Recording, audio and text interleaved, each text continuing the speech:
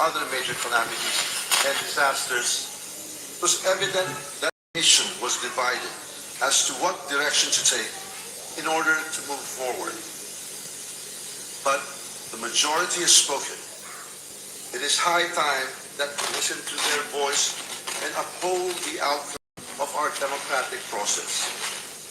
Let us heal the wounds of the political division, brace ourselves for the challenges ahead, and move forward as a strong and united Philippines.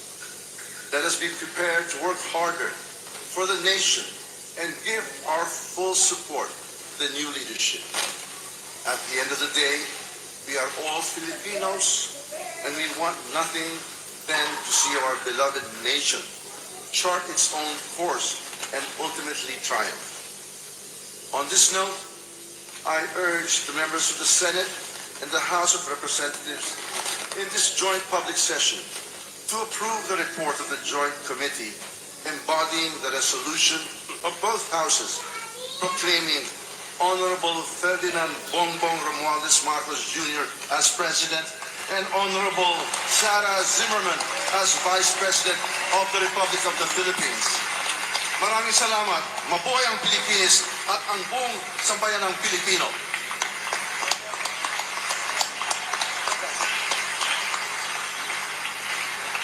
Majority Leader. Mr. President, out of my excitement of my speech, I forgot to make the same motion. On the part of the Senate panel, Mr. President, we respectfully recommend to Congress, as the National Board of Canvassers, in joint public session, approving the report, Joint Committee and Resolution of both Houses, number 1, declaring the results of the national elections held on May 9, 2022 for the office of the President and Vice President, and proclaiming Ferdinand Bongbong Romualdez Marcos and Inday Sara Zimmerman DUTERTE as the duly elected President and Vice President of the Republic of the Philippines. I so move, Mr. President.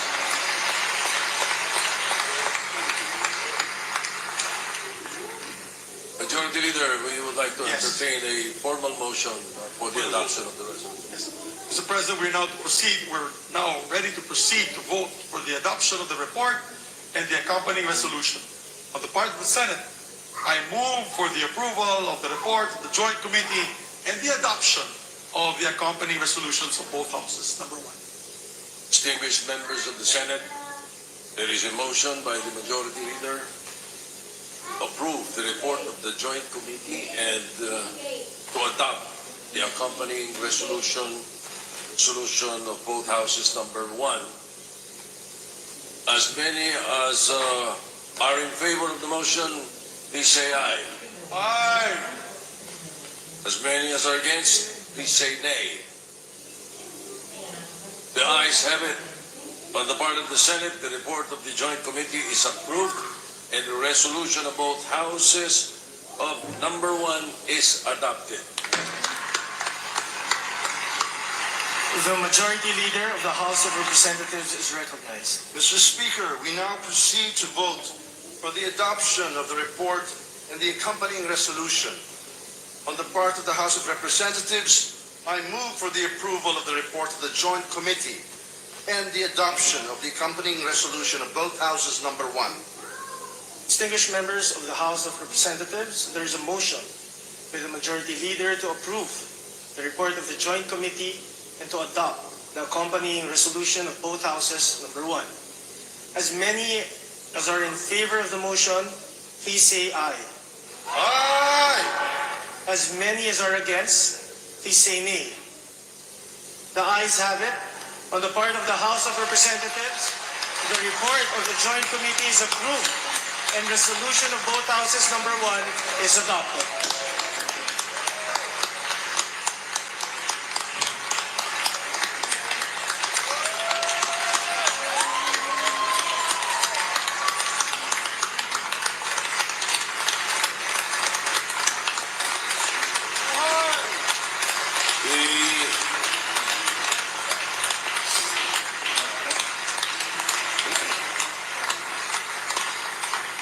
The Majority Leader of the Senate is recognized. Thank you very much, Mr. President. On the part of the Senate, pursuant to the adopted resolution of both houses number 1, I have the honor to move for the proclamation of the duly elected President of the Republic of the Philippines and the duly elected Vice President of the Republic of the Philippines. It was in a blank. It was blank, Mr. President. I wanted to make sure that one was not ahead of the other. So I was worried about that blank. I have it. Thank you, Mr. Is President. there any objection? The chair hears none. On the part of the Senate, I proclaim Ferdinand Romualdez Marcos Jr. as the duly elected President of the Republic of the Philippines. And Sara DUTERTE as the duly elected Vice President of the Republic of the Philippines.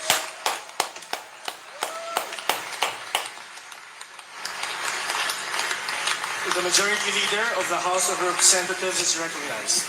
Mr. Speaker, on the part of the House of Representatives and pursuant to the adopted resolution of both houses, number 1, I have the honor to move for the proclamation of Ferdinand Bongbong Romualdez Marcos as the duly elected President of the Republic of the Philippines and Sara DUTERTE as the duly elected Vice President of the Republic of the Philippines.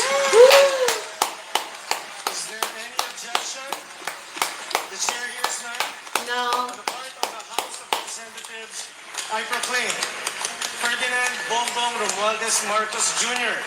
as the duly elected President of the Republic of the Philippines and Sara DUTERTE Carpio as the duly elected Vice President of the Republic of the Philippines.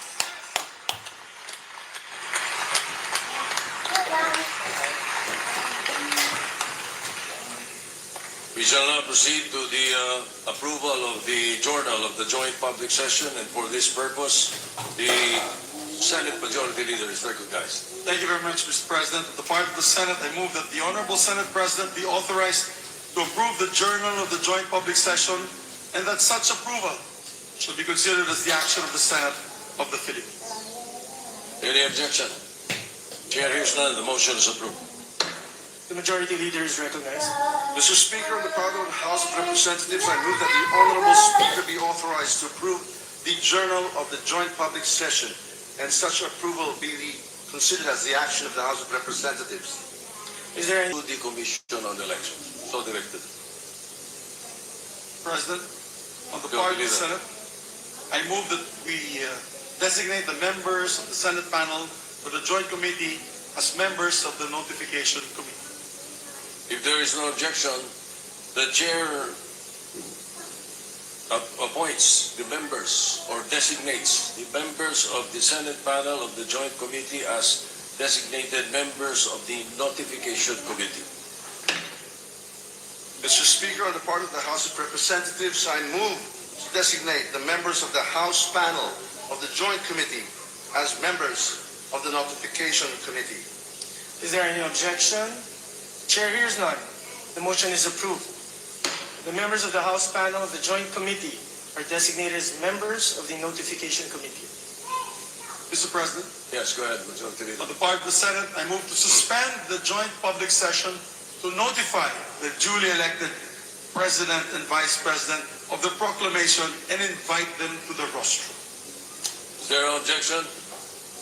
Chair hears none. Motion is approved. On the part of the Senate, the joint public session is suspended. Mr. Speaker, on the part of the House of Representatives, I move to suspend the joint public session to notify the duly elected President and Vice President of their proclamation and invite them to the rostrum. Is there any objection? There being none, the motion is approved. On the part of the House of Representatives, the joint public session is suspended.